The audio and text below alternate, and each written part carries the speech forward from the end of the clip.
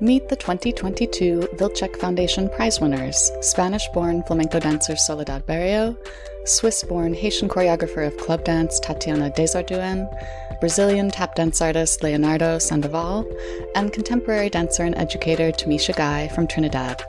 Established in 2000, the Vilcek Foundation raises awareness of immigrant contributions to the United States. Learn more at vilcek, vilcek.org.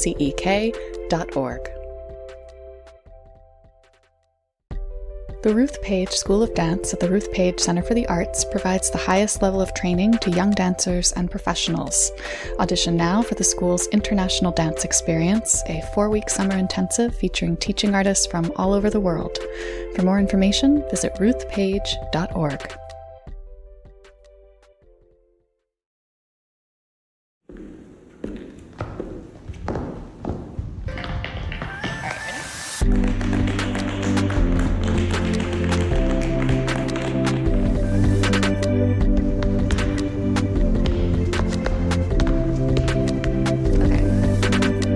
Hi, dance friends, and welcome to the Dance Edit podcast. I'm Margaret Fuhrer. And I'm Amy Brandt. We are editors at Dance Media, and in today's episode, we're going to depart from our usual format a bit. We wanted to devote some significant time to a discussion of, first of all, how the dance world is responding to the Russian invasion of Ukraine, because the cultural response to this crisis has been huge and swift, and since ballet is one of Russia's chief cultural exports, a lot of it has involved the dance world. And then we want to have a broader conversation about a perennial question that this moment has brought to the fore again, which is, what is the artist's responsibility during a time of political crisis? So the way this episode is going to go is we'll begin with a regular headline rundown of non-Ukraine related dance news, just to make sure we address other noteworthy stories from the past week. Then we'll have a second Ukraine-specific headline rundown, just a look at all the ways this war has been impacting the dance community. And that will open up into a bigger discussion of the artist's role at a moment like this. I hope that makes sense. Actually, before we do that, I do want to quickly plug the new episode of the Dance Edit Extra, our exclusive audio interview series, which is coming out this Saturday, March 5th on Apple Podcasts. It features the wonderful and incredibly knowledgeable dance historian Lynn Garafola talking about her new biography of the choreographer and teacher Bronislava Nijinská, who is the sister of Nijinsky and is one of dance history's unsung heroes. I mean, unsung primarily because she was female and Nijinsky's sister. It's a fascinating conversation. Lynn was generous enough to indulge all of my curiosities. I hope you'll check it out on Apple Podcasts on Saturday. We have that link for you in the show notes, as always. And by the way, Lynn recently wrote a piece for Arts Meme talking about Nijinská's deep ties to Ukraine, which is an especially moving read right now. We have that for you in the show notes as well. Okay, so now it's time for our first dance headline rundown. We're doing all of our non-Ukraine related news first. Here we go. An Asian American dancer was attacked in an apparent hate crime in Lower Manhattan while he was on his way to perform at an off-Broadway theater. He suffered a bruised eye and was kicked multiple times. The dancer has not been identified, but Deadline reports that he is a company member with Yip's Dragon-style Kung Fu and Lion Dance based in Chinatown. It's a horrifying story. The theater the dancer is heading to is the Public Theater, and we have linked to an article that includes their full statement about the attack in the show notes. In much more hopeful news, last week saw the launch of the Great Dance Shoe Giveaway. The Creative Reuse Center Materials for the Arts worked with the Joyce Theater and Karen Brooks Hopkins, who's the former president of the Brooklyn Academy of Music, to distribute 11,000 pairs of donated dance shoes to hundreds of New York City-based dancers, dance organizations, and public schools. The giveaway was celebrated last Tuesday in Long Island City, Queens, with a golden shoestring cutting, followed by performances by flamenco and Mexican dance companies. And distribution of these shoes is actually ongoing just until supplies run out. So we've included a link in the show notes where arts organizations and public schools with dance programming can schedule an appointment. That's a lot of shoes. A lot of shoes. Scottish Ballet has announced that it is cutting ties with oil company BP. It says their partnership with the oil giant no longer, quote, aligns with the company's Green Action Plan, which is to be carbon neutral by 2030. This follows a protest outside the Theatre Royal during COP26 in Glasgow. It's one of several arts organizations shedding its relationship with fossil fuel companies in the UK. Yeah, I wonder if we'll be seeing more of this kind of news. I mean, it does seem like the Ukraine crisis has made it even more clear that we, as a species, have to start prioritizing renewable energy. Yeah. So, there was more promotion news this week out of New York City Ballet. Harrison Ball, Giovanni Furlan, and Peter Walker were all made principal dancers. And those promotions came after the recent retirements of principals Ask Lacour and, just this past Sunday, Gonzalo Garcia. Amar Ramasar is also leaving for good in the spring after being temporarily fired and then reinstated following that photo sharing scandal. So congratulations to Harrison and Giovanni and Peter. I'm eager to see this new generation of talent at the company get more opportunities. Yeah, it is really a whole new company. By next year, it'll look very different. AIM Executive Director Sydney Liggett-Dennis has been named to Crane's Notable Black Leaders list. The list recognizes 105 talented and accomplished Black individuals whose professional and communal achievements enhance New York City and the lives of its inhabitants. So, congratulations, Sydney. Yeah, big congrats. What a month it's been for AIM. My goodness. Totally.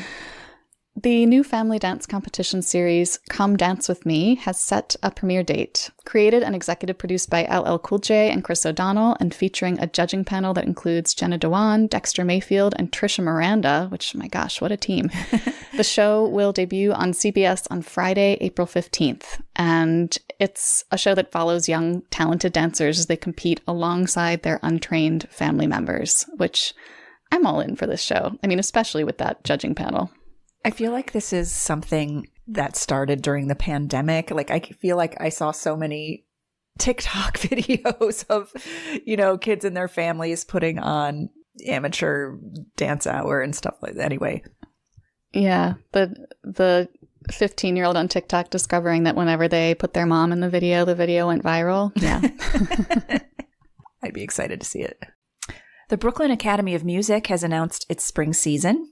The lineup, which is quite international in scope, includes Brazilian dance group Suave, which will perform Kriya in March, the American premiere of German choreographer Sasha Waltz's In C in April, the annual Dance Africa Festival in May, and English National Ballet in Akram Khan's Giselle in June. Quite a lineup. I feel like I'm the last dance writer alive who has yet to see Akram Khan's Giselle, so I'm very curious to finally get to see that. The Dancing Grannies, the senior dance group that suffered 4 casualties during the tragic attack on a holiday parade in Waukesha, Wisconsin last year, is preparing to make a comeback. The group, which has welcomed nearly 20 new grannies in training, will dance in the Milwaukee St. Patrick's Day Parade. And the grannies did walk in the Franklin Christmas Parade to honor those they had lost, but the St. Patrick's Day event will be their first performance since the Waukesha attack. It sounds like their St. Patrick's Day routines were actually choreographed by Virginia Sorensen, the group's founder, who died at Waukesha. So it'll be an especially poignant moment. Yeah, that's so sad. But I'm glad that they're coming back. Yeah. Longtime San Francisco Ballet principal Sarah Van Patten has announced she will be retiring from the company in April after 20 seasons. She will focus on her family and also pursue leadership opportunities in the arts. Sarah is the founder and artistic director of Tahoe Dance Camp, a nonprofit that she created during the COVID-19 pandemic. Yet another ballerina retirement, yet another roster change as SFB says goodbye to one director and hello to a new one. Right. End of an era. I know. Speaking of end of an era, friends of Clement Crisp, the dance critic who wrote for the Financial Times for more than 60 years, are reporting that he has died. Crisp was unabashedly irreverent to the end. That's a huge loss. Rounding out this first headline rundown is the news that the 2022 Dance Teacher Award nominations are now open. If you know an outstanding educator who deserves recognition, head to dance-teacher.com by March 31st to submit your nomination. We have that direct link in the show notes for you too. Okay, so now we're going to move on to our second headline rundown. This one is for all of the dance news stories that are related to the Ukraine crisis. First up, former Paris Opera Ballet Étoile Laurent Hilar has resigned from his post as artistic director of Moscow's Stanislavski Ballet in response to the Russian invasion of Ukraine. He took the position 5 years ago, but told the AFP that, quote, "I am departing with a heavy heart, but the context no longer allows me to work with peace of mind," unquote. That's major. Choreographer Alexei Ratmansky left Moscow and the ballet he was in the process of creating for the Bolshoi Ballet last week after Russia commenced its invasion of Ukraine. The ballet was supposed to have its premiere on March 30th, but has been postponed indefinitely. Ratmansky is, of course, a former artistic director of the Bolshoi Ballet, but he grew up in Kiev and danced there early in his career. Much of his family still lives there. He told the New York Times that he doubts he will return to Moscow while Putin remains president. Ratmansky has also been reposting many dance artists' statements of support for Ukraine to his Facebook page. Mm-hmm. Yeah, I was recently at a Miami City Ballet performance on Saturday night, actually, down in Fort Lauderdale, and the artistic director, Lourdes Lopez, came out and asked for a moment of silence for his family because it was his production of Swan Lake that they were putting on. Yeah. New York's Metropolitan Opera House has announced that it is cutting ties with pro-Putin artists, according to the New York Times. The Met has a long-standing relationship with the Bolshoi Theater in Moscow, so this would definitely affect that. Yeah. Several British venues have also canceled upcoming performances by Russian dance companies. The Royal Opera House called off a planned summer residency by the Bolshoi Ballet. Dublin's Helix Theatre canceled a Swan Lake performance by the Royal Moscow Ballet. And the Northampton Theatre canceled performances by the Russian State Ballet of Siberia. I mean, we also talked last week about the Kennedy Center's cancellation of its upcoming Mariinsky Ballet engagement, which was attributed to, quote, multiple factors, principally the ongoing global COVID-19 pandemic-related conditions. The other factors do seem a lot clearer now. Yeah. Fathom Events, which screens Bolshoi Ballet in cinema throughout the U.S., announced that it has canceled upcoming screenings of Swan Lake and The Pharaoh's Daughter in response to the invasion. So, cancellations all around. Yeah. Maxim Shmerkovsky, a ballroom dancer who is one of the veteran pros on Dancing with the Stars, documented his 5-day odyssey to escape his native Ukraine for his millions of followers on Instagram. Shmerkovsky is now an American citizen, but he had been in Kiev working on the reality competition series World of Dance UA.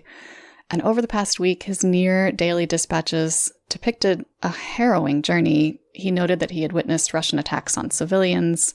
Thankfully, he's now safely in Warsaw, but we've included a link to the Washington Post coverage of that story. Many dancers with ties to Russia are coming out against the invasion. If you see, Alexei Ratmansky's Facebook feed, or also Alistair Macaulay, the former New York Times arts critic, you can see a lot of these. But Natalia Osipova, Mariinsky principal Vladimir Shklerov, Baryshnikov, Boston Ballet principal Viktorina Kaptinova, Nina Aniashvili, who danced for the Bolshoi for years and is now the artistic director of the State Ballet of Georgia. The Royal Ballet's Vadim Muntagirov dedicated his performance in Swan Lake this week to the Ukrainian people as well, and made a statement on his Instagram stories.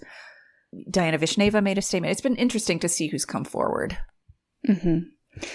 Yeah.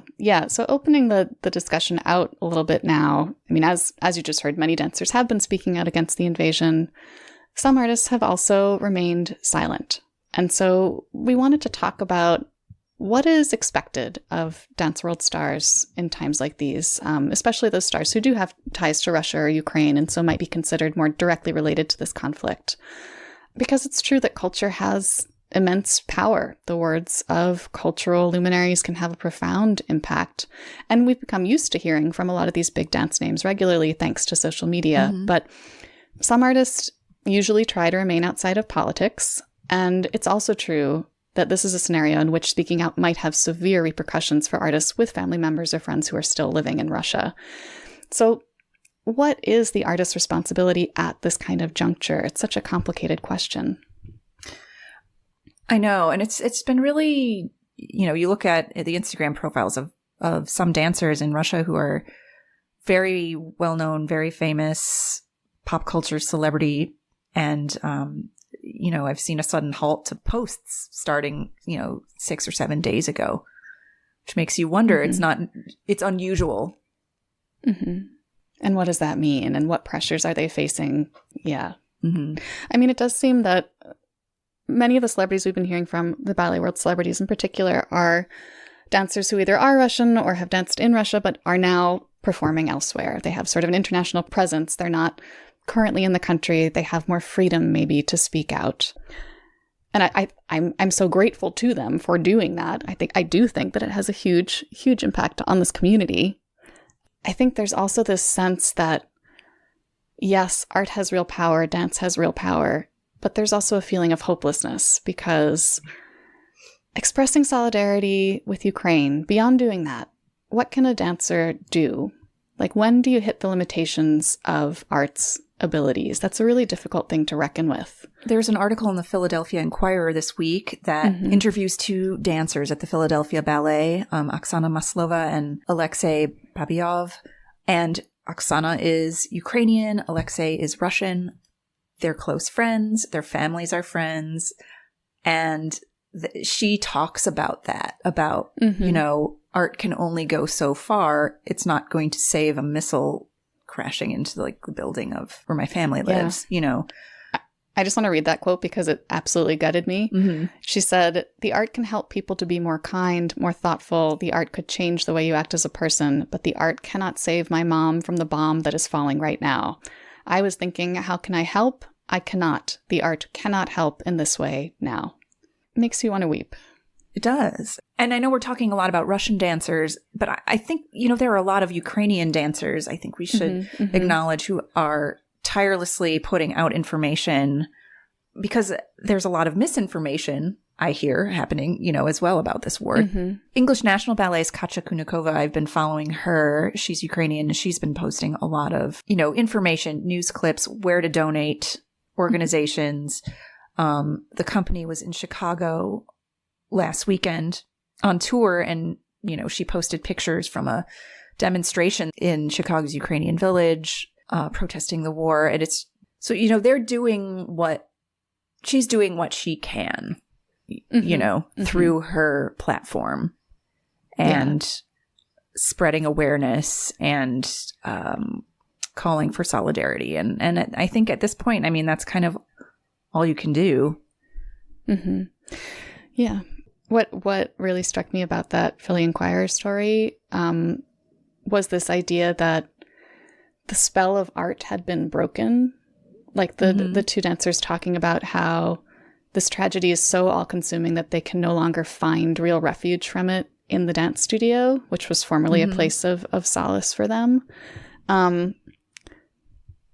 Especially those of us making and listening to this podcast, we often do look to and even depend on the arts to get us through difficulties, but art alone is just unable to fix crises of the magnitude of Russia's invasion of Ukraine. Right. And to clarify, I'm not saying that absolves artists from participation in public discourse. Actually, I'd argue that the opposite might be true, that when problems are this all-consuming, there might be a moral imperative for them to express their views. And of course, it's always important to fight to protect art and to protect artistic expression. But when it comes to the literal power of art, this is such a humbling and sobering moment. It is. It's also frustrating because dance is so international. When I was dancing, I always had so many, a huge percentage of the company would be from other parts of the world, Europe, Asia, Russia. And you build those bonds and those friendships, and the politics doesn't matter, and it's just, I kind of got that sense from the Philadelphia Inquirer article as well, that there's just this bewildering, Alexei Babayev says, it's like fighting war with our own people. It makes no sense to me. It's just tragic. Yeah.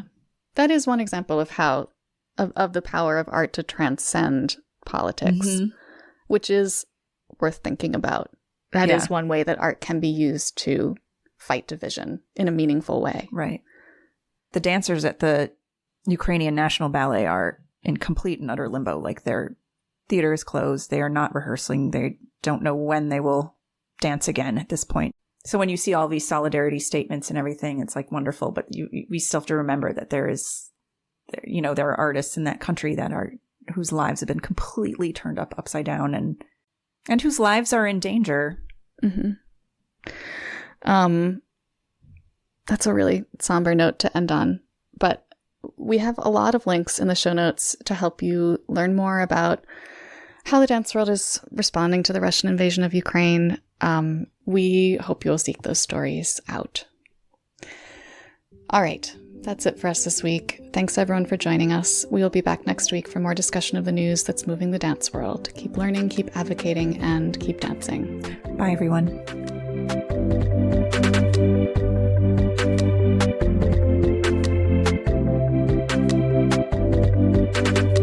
The Dance Edit podcast is a product of Dance Media, publisher of Dance Magazine, Dance Spirit, Point, Dance Teacher, Dance Business Weekly, and the Dance Edit newsletter.